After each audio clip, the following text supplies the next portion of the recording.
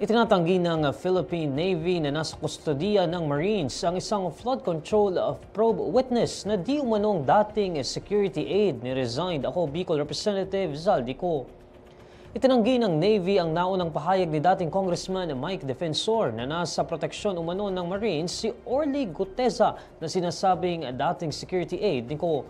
Ayon kay Navy spokesperson Captain Marisa Martinez, nagretiro si Guteza noong 2020 pa at wala na siya sa ilalim ng Administrative Authority ng Navy.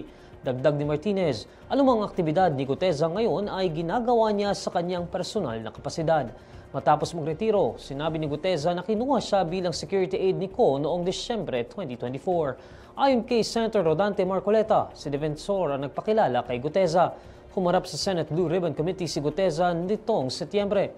Inakusahan ni Guteza sina Co at dating House Speaker Martin Romualdez na tumanggap ng mga maleta ng salapi na nagmula sa flood control projects. Mariin itong tinanggi nila Co at Romualdez.